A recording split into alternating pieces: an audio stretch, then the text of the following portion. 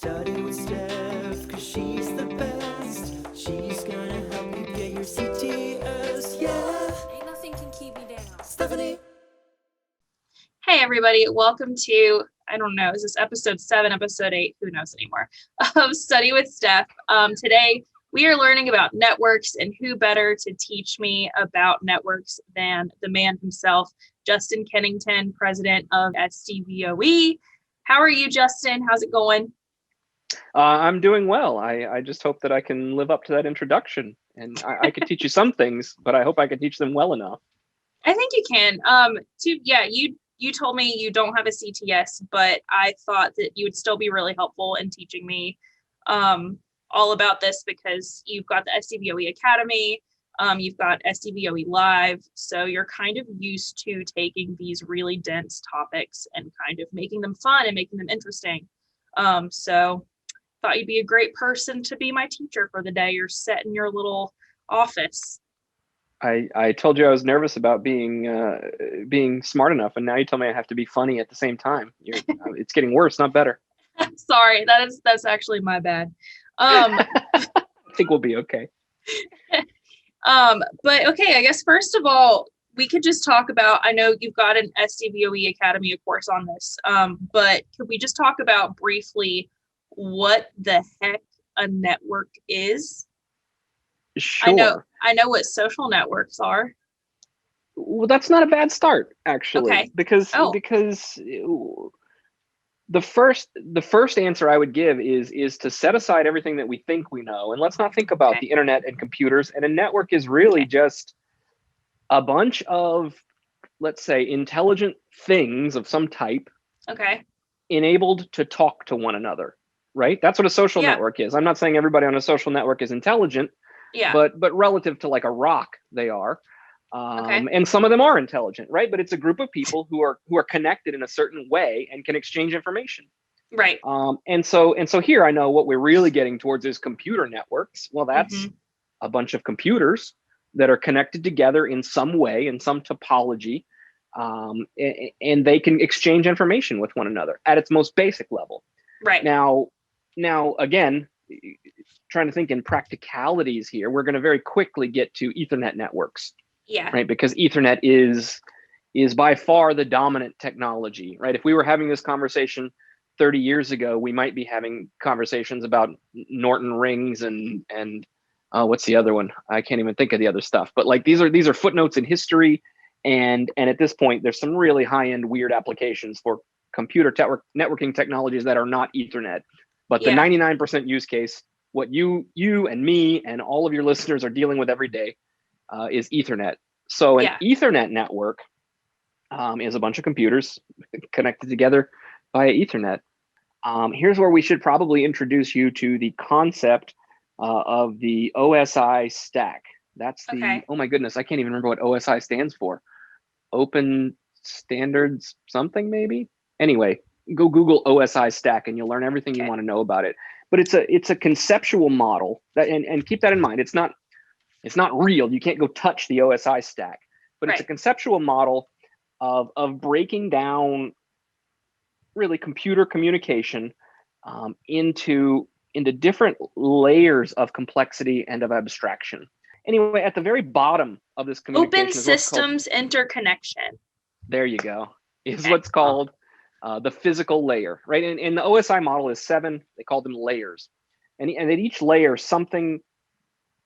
each layer builds upon the layer beneath it and does something more complex. And the idea is you can think about a communication at any one of these layers and just assume that the layers below it are going to happen, right? Because somebody else worried about that. So the physical layer is literally like, what voltage am I going to put on this wire to make a 1, and what voltage am I going to put on this wire to make a 0? Right? Yeah. That's it. Or maybe it's what little blip of RF energy am I going to put into the air because it's Wi-Fi 1s and 0s, or I'm going to shoot light down a fiber optic cable, right? That's the physical layer. What makes a 1 and what makes a 0? So then let's assume that, okay, somebody down below there is handling 1s and 0s, and all I know is I've got 1s and 0s coming in. What do I do with them? Then we move up to layer 1, which is the data link layer. This is where Ethernet starts. Yeah. This says, okay, here's how I'm going to interpret these 1s and 0s. right? I'm gonna assemble them into words, characters, and Okay. things. I don't want to go too far down that path. But at some point around layer 2, see, I told you I'm gonna get the layers wrong. But you know what? You put it in the show notes. Everybody can go click on a nice OSI layer diagram. Yeah. And see Yeah. all the layers that I can't recite off the top of my head. You should have got a That's better study funny. guide. Somewhere around layer 2 is really where Ethernet is kind of a layer 1 and layer 2 Yeah. straddling technology. Somewhere in layer 2, you get a definition of something called an Ethernet address, Okay. or maybe you've heard of it in its more popular name, the MAC address. Yeah. Right. So MAC stands for Media Access Control, and that is Okay. about what's the media. That's that wire that we just talked about, right? What is Mhm. access? That's, am I allowed to talk on that wire right now or not? Or the control is, am I allowed to or not? So an interesting thing about Ethernet addresses and MACs is that they are unique for every device in the world. So think how many MAC addresses there are in the world. That means every phone, every Wi-Fi connected printer, every doorbell that connects to Wi-Fi, every computer, maybe the computer has a Wi-Fi port, a Wi-Fi connection, and a wired connection. That's 2 different MAC addresses. In fact, if you're a manufacturer of this kind of equipment and you go to I think you go to ICANN to buy this stuff, you buy a block of MAC addresses because you need to be assigned them, and you're going to use these, and nobody else can use yours. I think you buy them in blocks of 15 billion or something like that. So there's a Gotcha. lot of them, right? It's 12 bytes of data. So it's how many trillion gazillion MAC addresses are possible. Gotcha. Where was I going with this? Way back to the low level, to the layer 2 Ethernet networks. So now we're talking physical topology, like how do these things plug into each other? So mesh is a technology that allows a wireless access point over here that's talking to 10 phones and Wi-Fi doorbells, and a Wi-Fi access point over there that's got 6 computers and 2 phones and a Wi-Fi doorbell on it, to talk, the access points to talk to one another wirelessly. Okay. Right. So 5 years ago, if you needed multiple access points, I'm going to say the common method was each access point gets hardwired to a switch somewhere. So we're back to wires. Okay. These days, as just the realities of, homeowners want big Wi-Fi networks come into play, and people don't have their homes wired or don't want to wire their homes, Mhm. having that wireless connection so that this guy's connected to the cable modem and that guy over there is not. In fact, I can point at one of my mesh routers right up there. You can't see it, but I'm doing this too. Yeah. It allows those wireless access points to communicate with one another wirelessly. But before we bring wireless into it, or I should say, really, before we go back down to layer 1, which is this wireless or is it wired? Yeah. Let's stick around at layer 2 for a minute. Okay. And talk about how the devices connect to one another. Ethernet is itself sort of a well, I guess in its rawest form, Ethernet is a bus topology, which means that every device ends up talking to every other device. Now, I say that, but the reality is that most Ethernet systems today have a little bit more intelligence in the Ethernet switch, which means that now it's a star topology. And I'm speaking, I sort of wish I'd organized myself a little bit better before No, this, you're because fine. there's a few weird paths to go down here. So star is where everything's connected to like a central point that's like a switcher or something, right? So you're right, and here's where I'm trying to really split a hair here. Okay. And talk about the difference between topology at layer 1, which is the natural place our brains want to go, because that is where are the wires, right? There's a blue wire from here to there. That's the topology. Yes. And the topology at layer 2, which is about how do the communications flow over those wires. Okay. So if we look at layer 1 and we talk about how Ethernet networks, which are layer 2 and 3, get implemented at layer 1, then everything does look like a star, meaning there's a switch in the middle, and then I got 6 computers or 8 computers or 12 computers plugged in all around it, right? And then maybe I've got a copy of this over there and over there and over there. I've got 6 stars. And then maybe I put one big switch in the middle and connect each of my stars to this new big star, right? I could do that. So physically, that's what that all looks like. Now, at the most basic, at layer 2 level of Ethernet, Mm-hmm. That topology is actually a bus. Okay. Now I'm talking logically, not physically. And the Yes. reason for that is the way Ethernet works is those devices, we've been calling them switches. And again, that's because practically that's what we're dealing with today. And I don't want to get too deep into like ancient history theory, but let's talk about it a little because there is an important distinction here. The basic device in an Ethernet network that connects multiple hosts, that's what these computers, phones, doorbells are, they're hosts, is called a hub, not a switch. And what a hub does is when my little computer sends a packet into that hub is just going to repeat it out everywhere. He's going to send it to all 12 of the other computers. He's going to send it up to the big switch in the middle, who's going to do the same thing, send it everywhere. That's what a bus is. It means if I'm a host on that network and I say something, everybody's going to hear it. Yeah. And that's very efficient in terms of getting everyone all the information. It's extremely inefficient, you might start to imagine, in terms of bandwidth, right? Because now I might say something that I want to say something to Steph, but there's 50 other computers on the network that have to hear it and deal with it, and they don't care about it. That's a big waste. So when we get to layer 3, which is is that the network layer? I think it is. When we get to layer 3, which is the network layer, we start to think about switches being a little smarter. We think about these connection devices being a little smarter. Good, I'm correct about that, but I think I'm still actually operating in layer 2. Even though I named layer 3 correctly, I shouldn't have stepped up to it. We'll step back down. So I think we're in layer 2. This would be called a layer 2 smart switch. Okay. What manufacturers started to do many, many years ago now, 20 years ago, this was doable, and now it's relatively ubiquitous. Now, if you need a hub for something weird, it's hard to find a hub. What you have is a switch.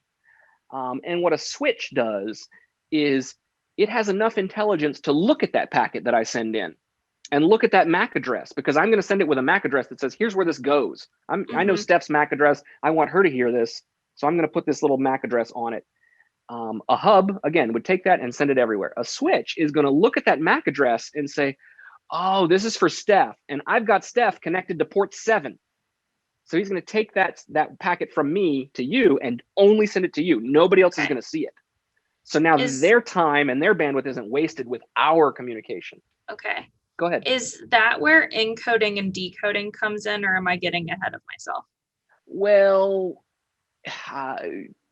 a little of both, maybe. I mean, encoding and decoding. What do we mean by that? Is the first thing I would ask, right? Because from a sort of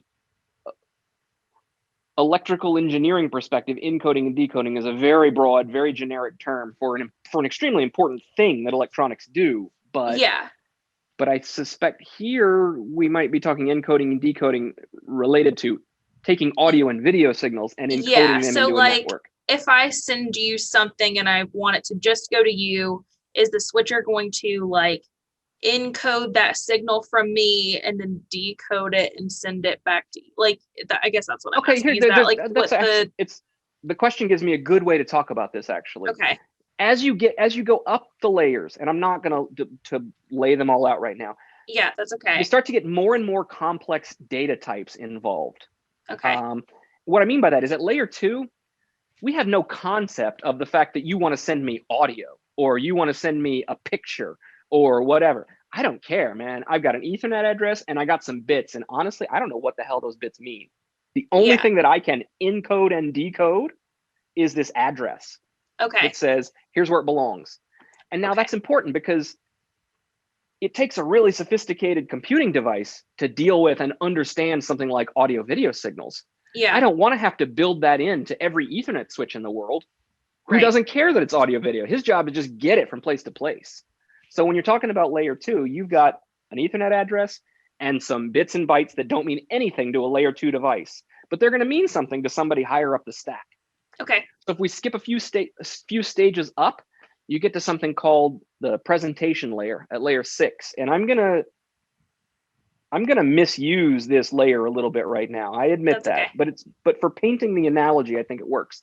The presentation layer is where we've got, now we've got real user data and we need to encode it and get it into the network. So now that's where something like, your microphone on your computer is gonna have taken the sound waves in your room, turned them into a digital signal, and then taken that digital signal and made it into a file for a computer, right? And now that file can get broken up by the lower layers, turned into packets, and pushed all the way down until it's a layer 2 packet, hopping across a layer 1 physical link. And then at the far end, right now, all the noise that I'm making right now is being encoded up there by layer 6, and layer 7 is called the application layer. That's the layer where I'm clicking buttons and I'm seeing a Zoom screen, and it's called the application layer, right? Because it's where applications live.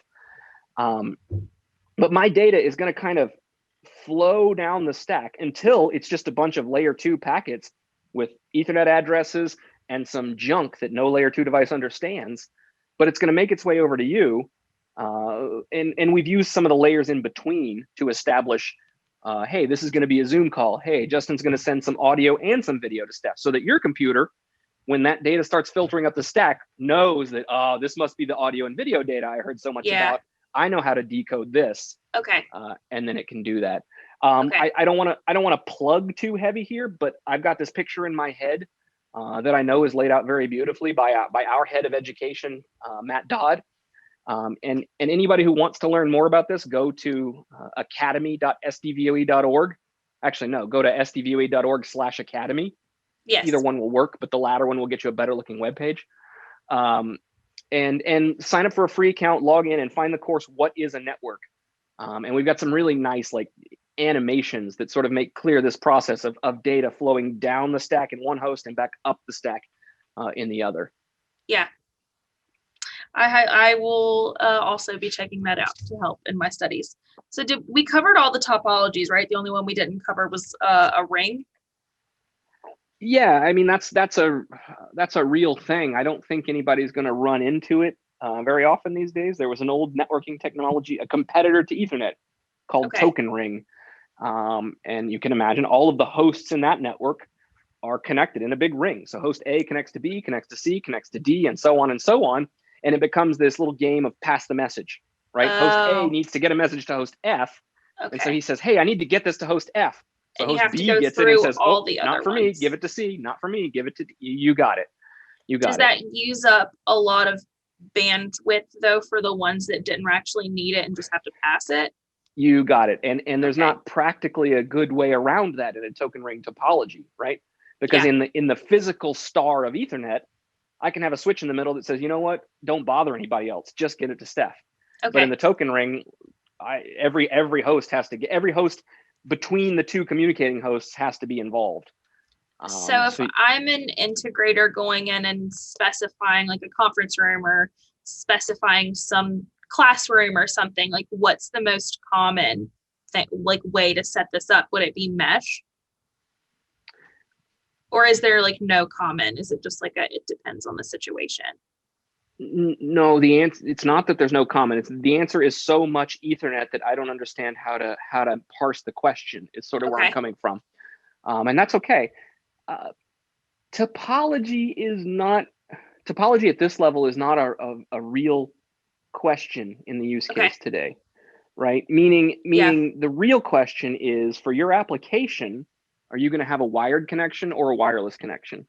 Okay. Right. And if we're talking about a wired connection, well, then there are still topology questions, right? For example, let's say you've got a system with 100 hosts on it, all wired up. Well, do you need to go find a single switch with 100 ports on it? That would do it, right? That would solve the problem. But it would mean that every device in that building has to have a cable running back to that one switch. And is that what you want from a physical topology standpoint? Often not. So instead, what you might do is break it up. You put, a 24 port switch at this end of the building and a 24 port switch at each end of the building, and then a little switch in the middle to connect all the 24 ports. So there's still a topology question, but it becomes a question of just how many stars and what size of stars do you want? It's no longer a question of, is it a star or is it a ring or is it a bus? Okay. That makes sense to me. And then if it's wireless, there it becomes, again, the physical layer is what's going to end up dominating that, right? I mean, the most robust, most reliable way to connect anything is with a cable instead of wireless. Okay. And yet wireless has so many benefits that it's extremely common. So, if you're working on a large commercial facility, a corporate headquarters type situation, I imagine that none of those are using mesh networks to connect their Wi-Fi access points.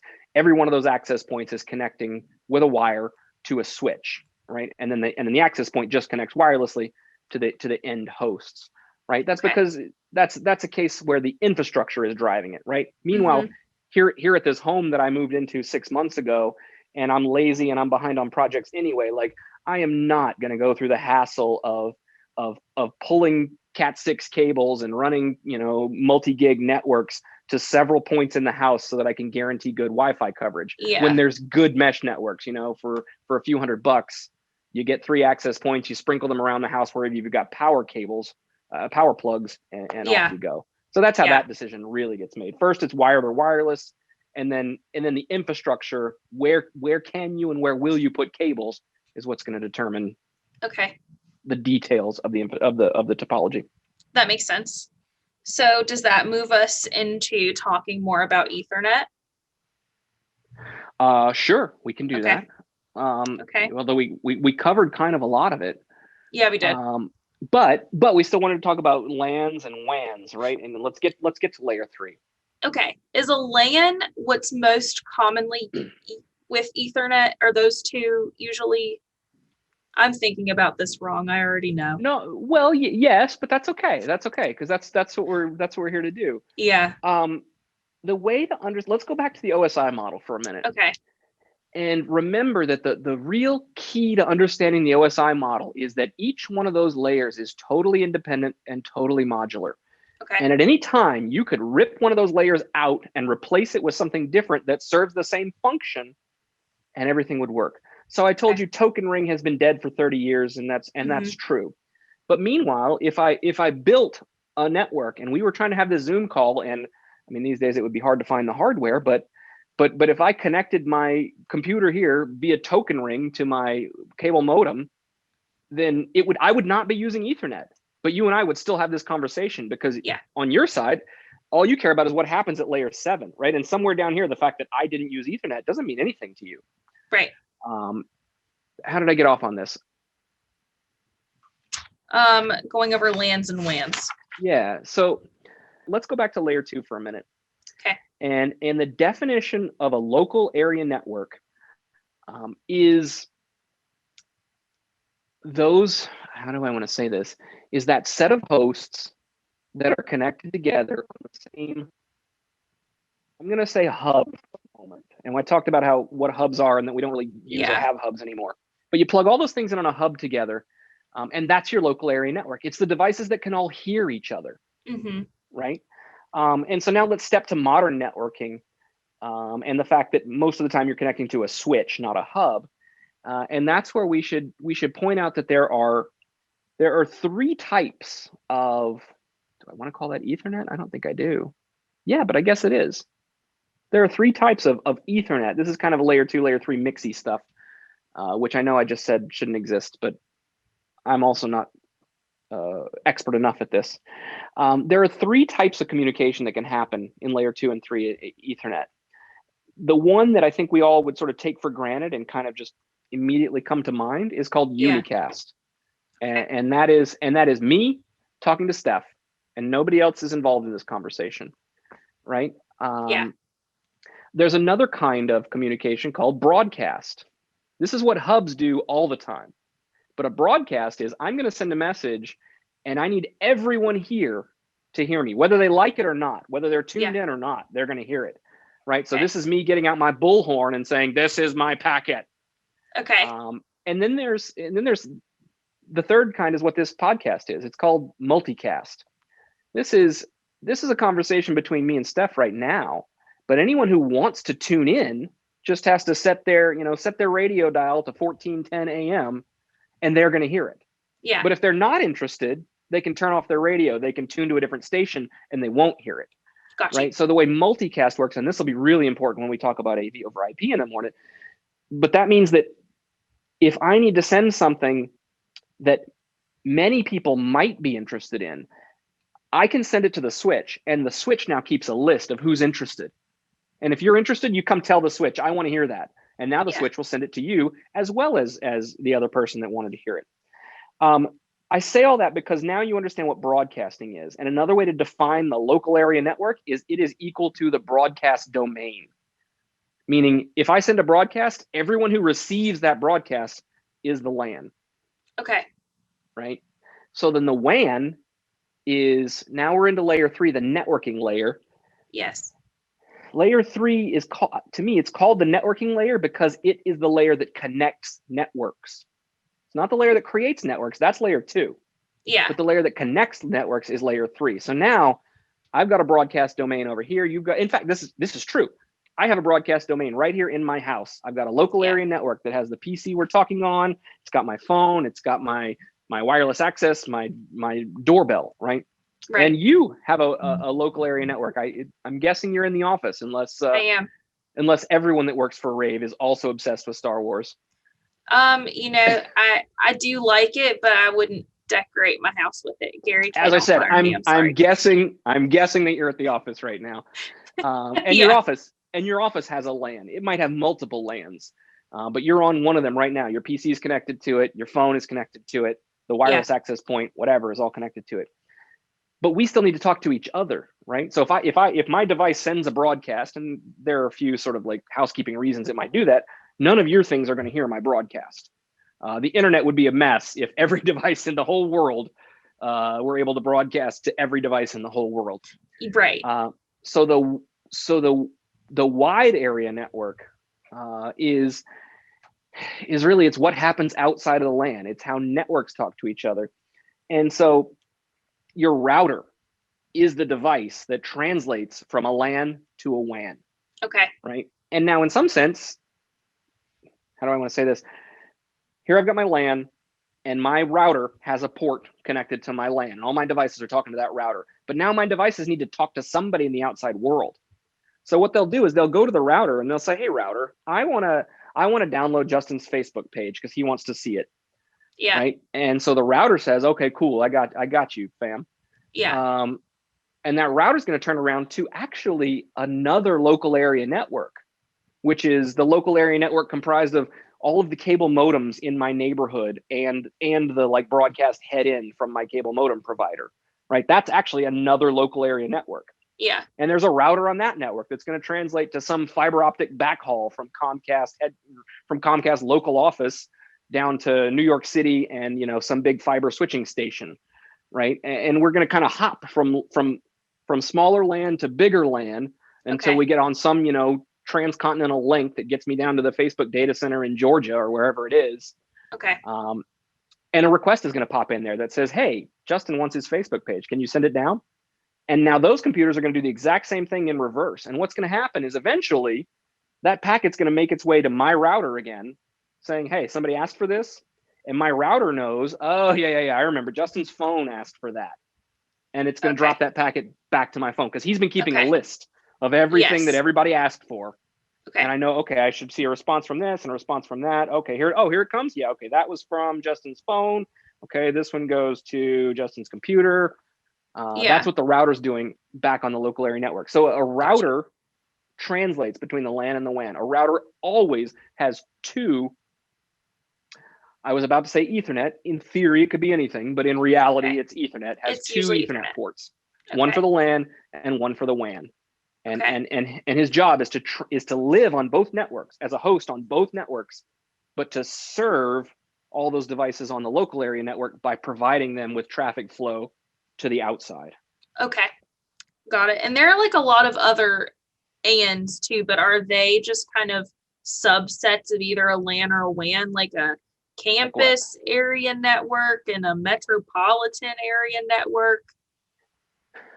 Are these just like, I'm gonna make some hopefully intelligent guesses now, but I want to preface this by saying that I'm guessing, and I'm not a true expert in that. But I think that in the sort of rubber meets the road, real world of logical Ethernet, there's only the LAN and the WAN.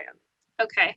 But I just told you how as my traffic goes from here to the Facebook data center, I'm going to Yeah. traverse a lot of very different lands that are a lot of very different sizes and scales, physical sizes and scales, right? You know, somewhere somebody's got a 400-kilometer fiber optic link from here to New York City, right? Totally.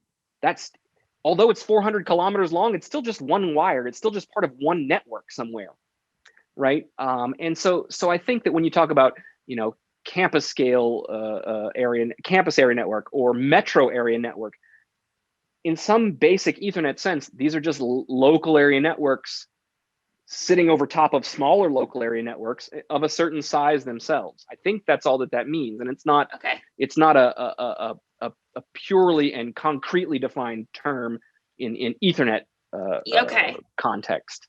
Okay. No, that makes sense to me. It would make sense that it would just be like a localized version of that. Yeah, I'll warn you. My guesses always make a lot of sense.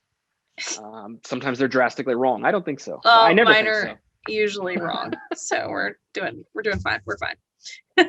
So back to Ethernet. Can I ask you about like the connections? Because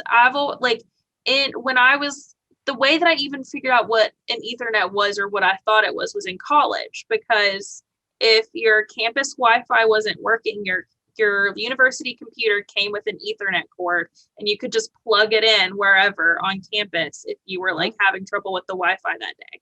So I just thought an Ethernet was like an internet cord, and that's just what I thought Ethernet was. Well, and that's what you're reflecting there is the realities of the world that I'm trying to describe, right? Yeah. Like when you asked me before, like, well, what topology am I going to use? The answer is always Ethernet. There's no other answer. Not in reality. Yeah. You can't actually go buy a token ring interface card today. Yeah. That's not a thing. Like, it's a theory at this point. So that's why in your head, internet and Ethernet became the same thing, because in some practical sense, they have become the same thing, even though they're not technically the same thing. Yeah. I get that. So where does that leave us with a question? Like with what is the cord, the cable that you use? What is that called? Well, so here again, in theory, you know, kind of use whatever. Ethernet is a layer 2 phenomenon that makes no statement about layer 1, the physical layer, the cable layer. Okay. Right? Okay, Justin, but let's talk reality. But in reality, Ethernet gets implemented in I'm going to say 3 popular ways, and maybe I'm missing something, but one of those is Wi-Fi, where there's no cord. One of those is over category cable, which is the kind of thing that you were touching, and we can touch on more. And the third of those would be fiber optic cables. Okay.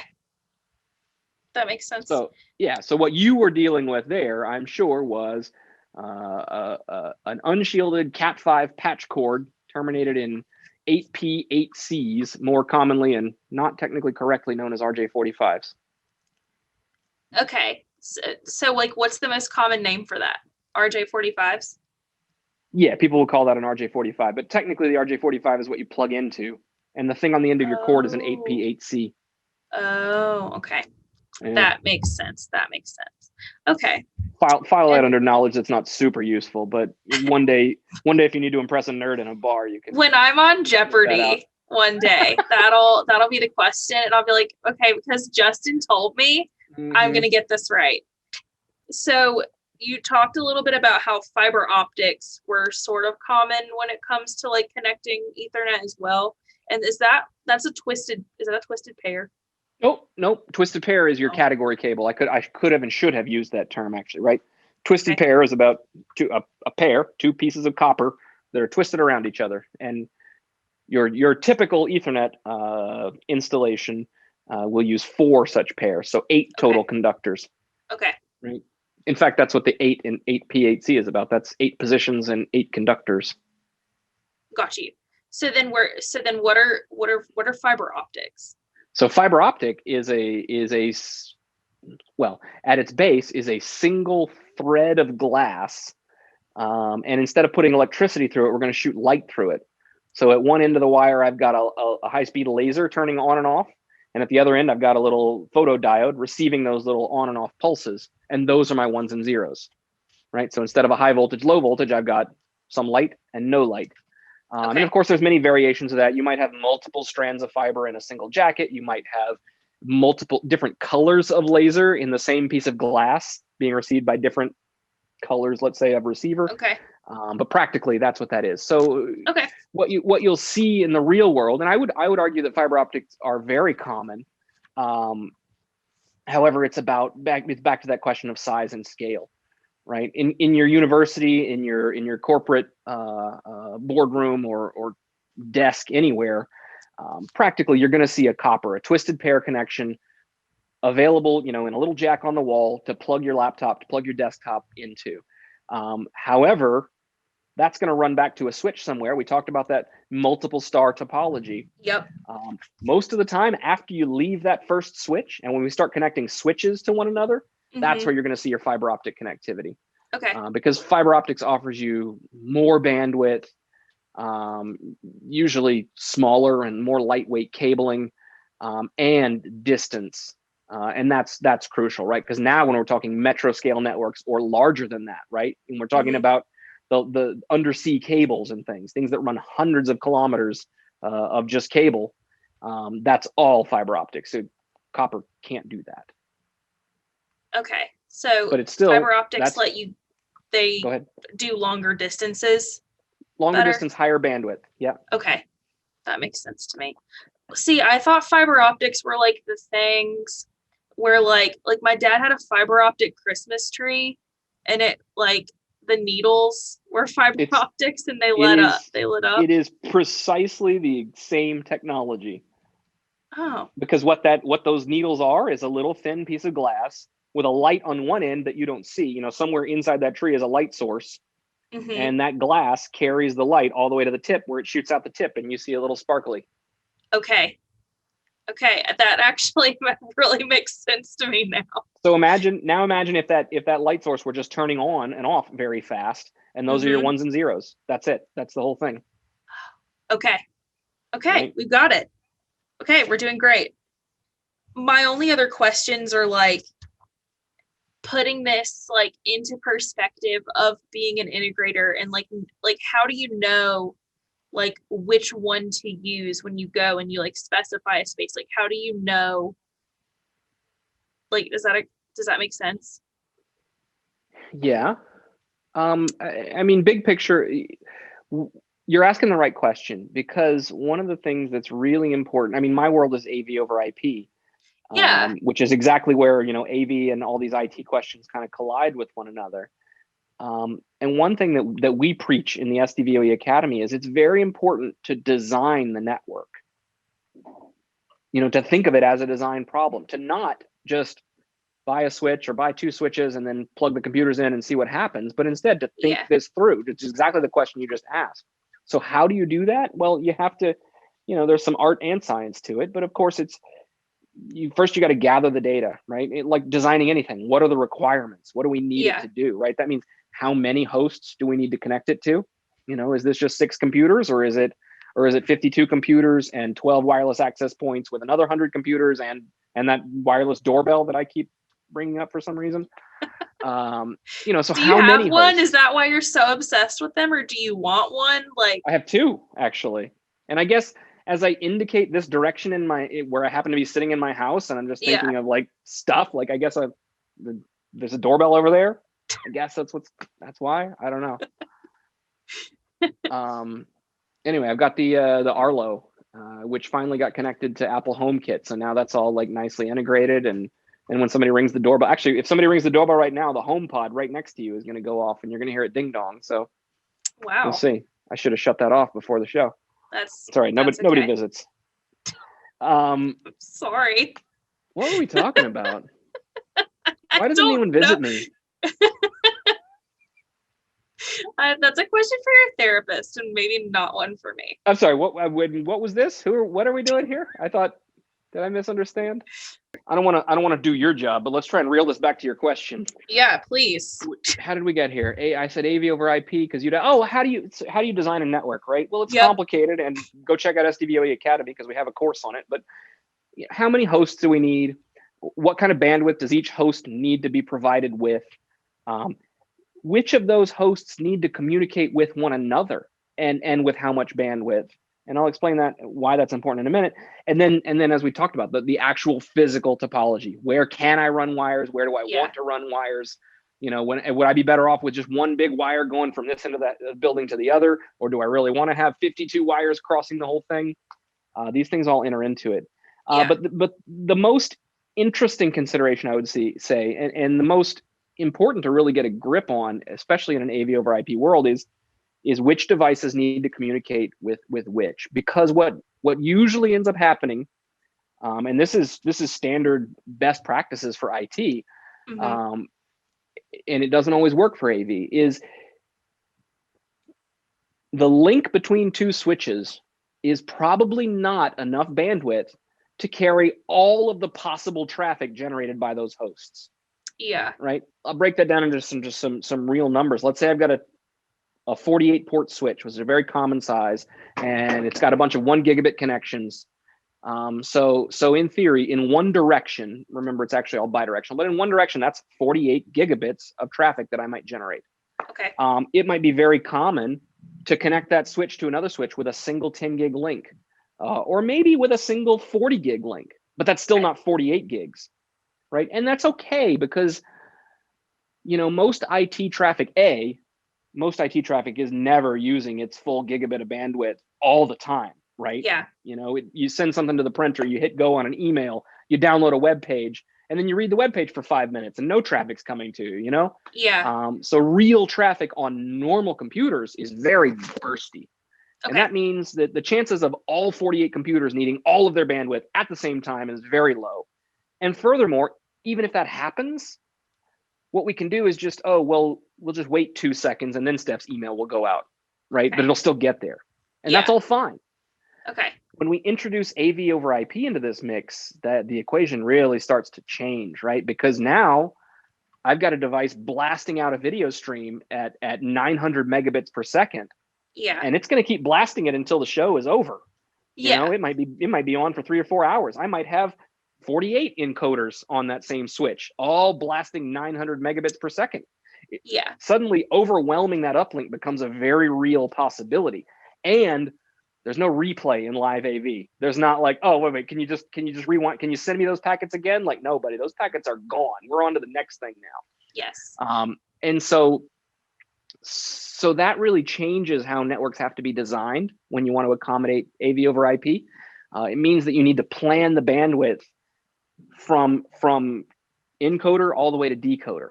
And now again, here was my point back in designing the network, was you need to think about which devices need to talk to which devices and at which bandwidth.